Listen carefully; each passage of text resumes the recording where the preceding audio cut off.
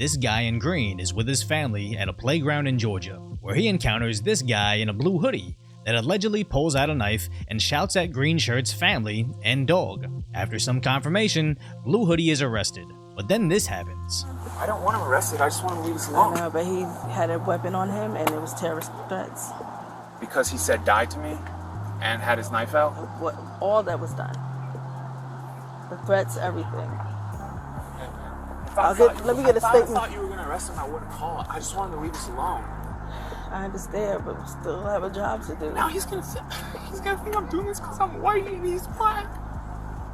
Or he's homeless and I'm not. I don't want that. But did he do what he did? Yeah, but I don't want him thinking I did it because he's in whatever situation he's in. I just want him to leave us alone. I doubt that.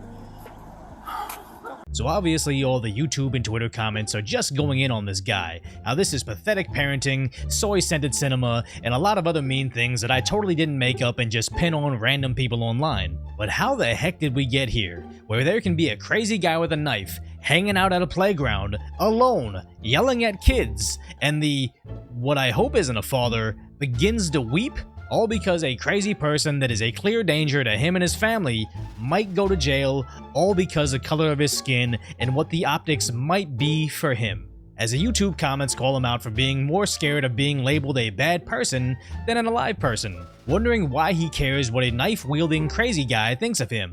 But then some people saying this wouldn't happen in Asia because people don't call the police on this sort of thing, they just walk away from the crazy people. Now there's a lot to unpack with that nonsensical comment that was obviously written straight from some magical utopian paradise. But some of these bleeding heart liberal types have gone so deep down that defund the police rabbit hole that they actually believe that society should be run by the criminally insane. Crazy guy with a knife at a playground? I guess the park's closed today. But this concept is nothing new.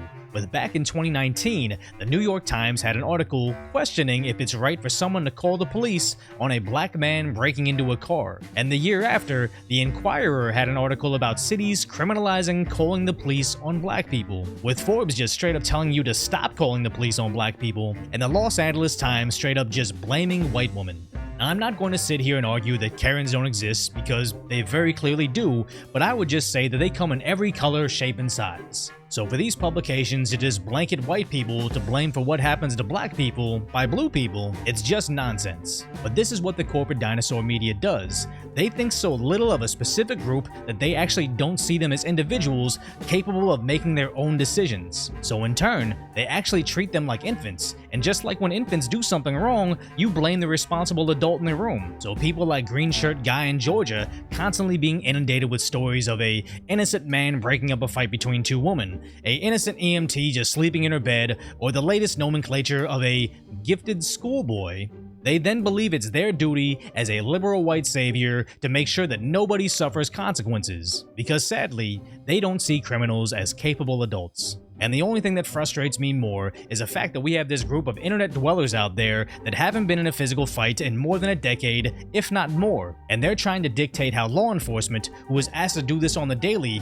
could better resolve these highly hostile, dangerous situations. Yes, please tell me what the internet told you about detaining a career felon under the influence of an alphabet's worth of substances. But it would be one thing if these were the only people affected by their dreamlike Disney Channel rendition of society. But like with the Angel Cake's robbery homicide in Northern California, apparently she was not a fan of law enforcement and her estate did not want the murderer imprisoned. Well, later, one of the attendees of her memorial was savagely beaten a couple miles away, needing eyeball repair. And in no way am I saying serves him right, because no, it also impacts everyone else I know. We're seeing horrifying levels of crime hitting the city, and the only thing our politicians are doing is doubling down. As last year, California closed 3 prisons, and apparently they want to close 5 more. Notice how there's never anything about stopping crime, it's all about stopping consequences. You would think that people would soon realize, hey, my community's no longer safe.